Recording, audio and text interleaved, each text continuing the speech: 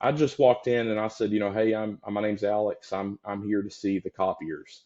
And she said, oh, okay, Alex, that's fine. And I had full access to all of their print equipment throughout the whole organization.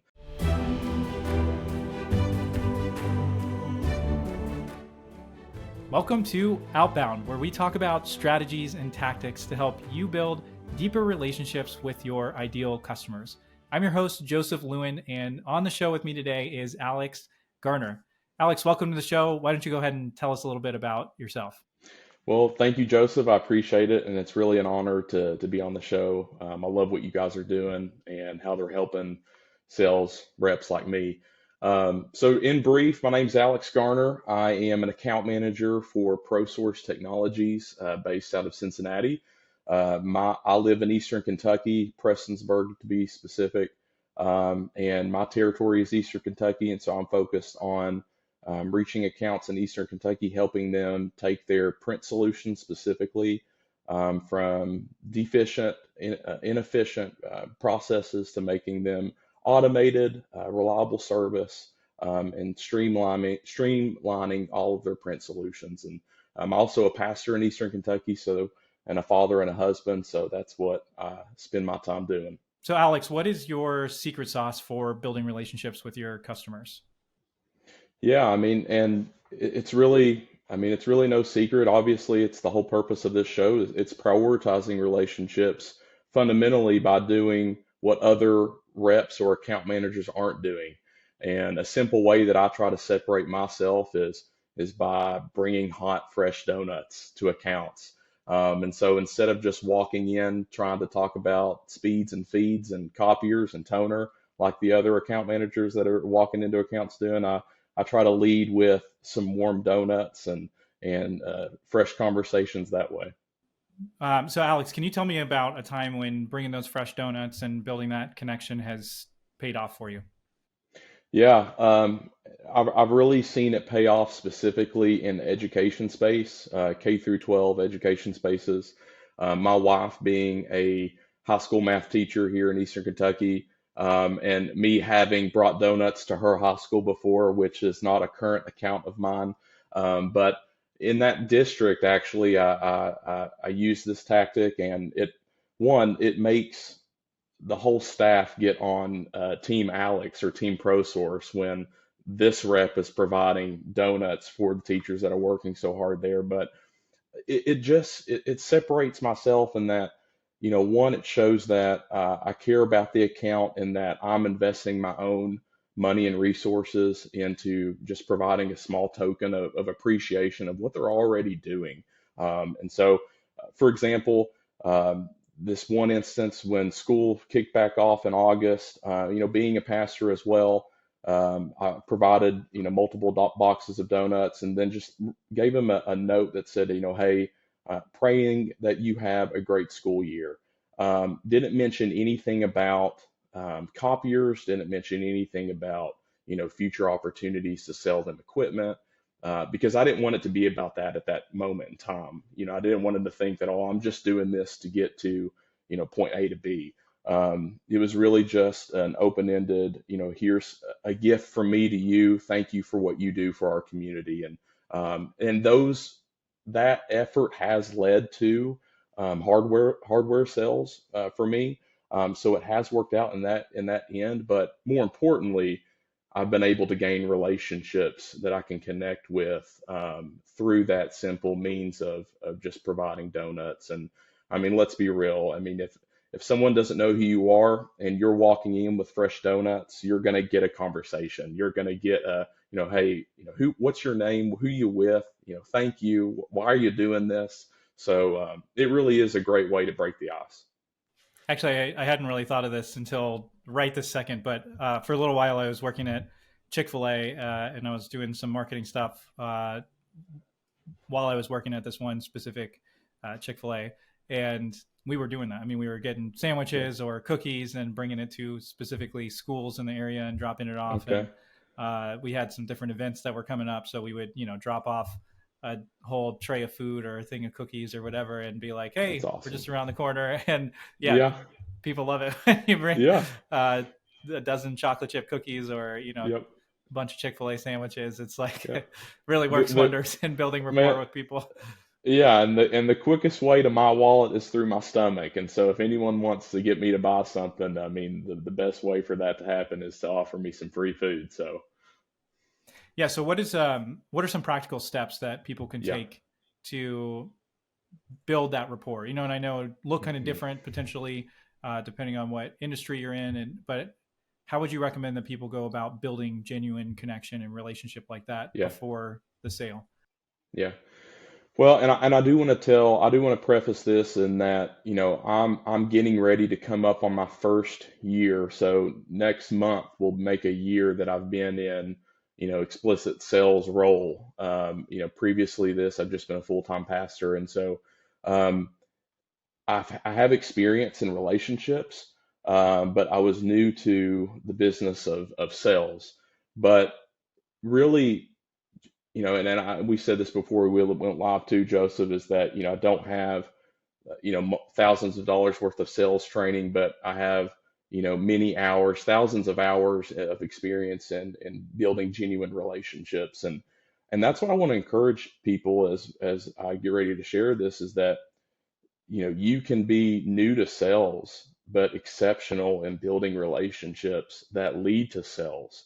And it doesn't take, you can be a successful salesman or saleswoman without having to, have, cheesy pitches or undercut people. I mean, you can be genuine in sales, I guess is the point that I'm trying to come across in.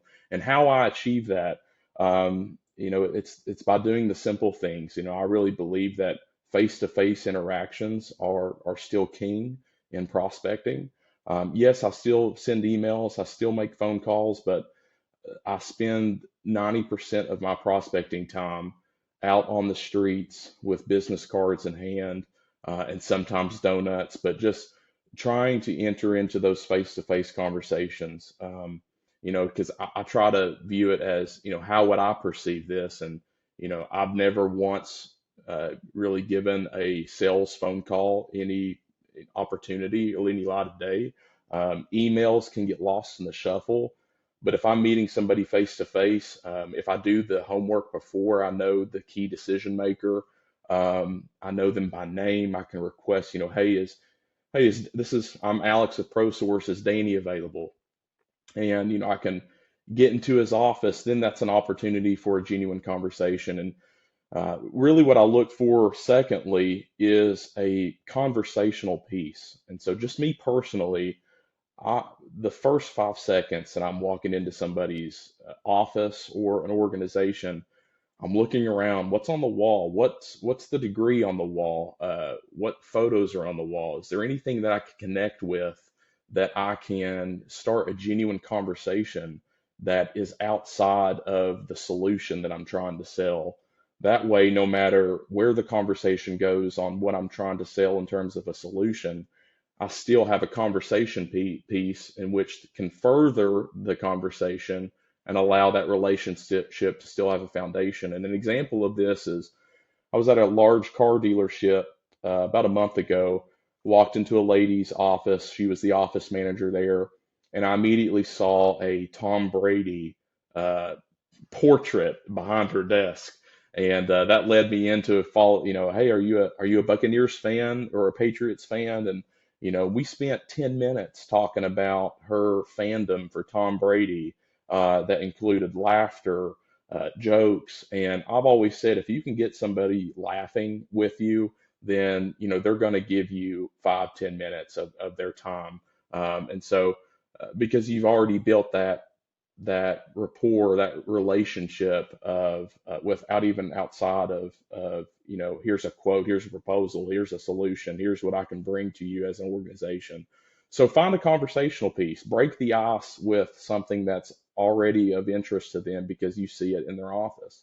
Um, and then thirdly, Joseph, just looking for pain.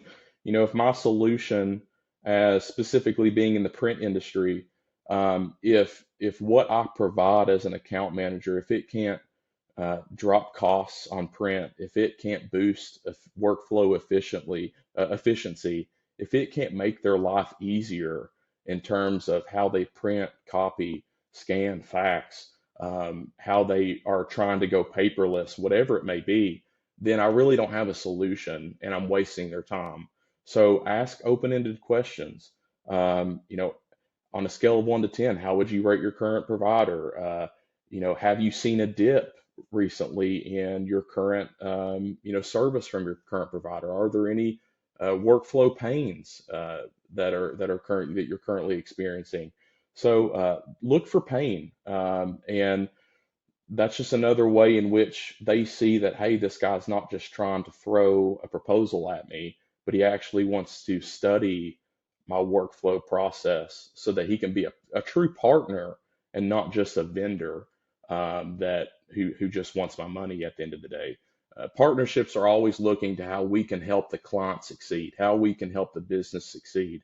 And the only way we can do that is by asking diagnostic questions, which that's why when we go to the doctor, the doctor's always, what's been going on? How are you doing? They're asking questions before they prescribe us medicine. So that's just kind of my thought process in that.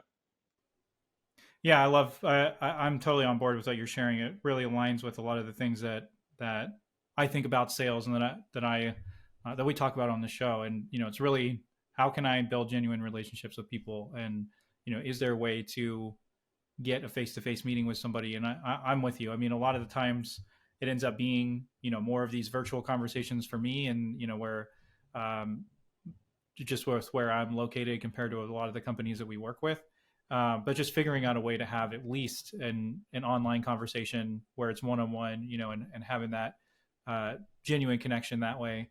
But then what you're talking about, finding a way to build personal connection with somebody. It's not just treating them like they're a transaction, but really, looking for ways to build that rapport with them. And then, yeah, just I love it. It makes a ton of Yeah. sense. Well, and I'll add one thing too. Some people they may think about it, but here in Eastern Kentucky, I live in a small town around 5,000 people. Most of my territory is towns, 3,000 to 10,000 people. And, but I visit large corporations. Sometimes, we're headquartered out of Cincinnati, and, sometimes we have larger corporations in central Kentucky. So, but study the context of where you're at. Like if I'm out prospecting in a small town, does it benefit me to be in a suit and tie, looking more, dressed and fancier than 99% of the population there? Or, should I dress like the folk there in that town? And so I always try to blend in with the crowd. I mean, I don't want, because people in Eastern Kentucky, man, they can smell fake a mile away. And if they see a salesman coming in with a really clean, nice tuxedo or suit, they all automatically have written me off. And so if I can wear a nice, button-up shirt and a pair of blue jeans and blend in with how they, dress and just, present themselves in that community, then that helps me, go even further in building that relationship. And so just a small thing that I've learned like that, not every town is the same and not every organization is the same. And so, try to meet them where they're at. And that even goes to how we even present ourselves and the way we dress. Yeah. So, Alex, what's the wildest thing that's ever happened to you since you've been? I know you haven't Yeah. been in sales for a super long time, but what's the Yeah. craziest thing that's ever happened to you to this point?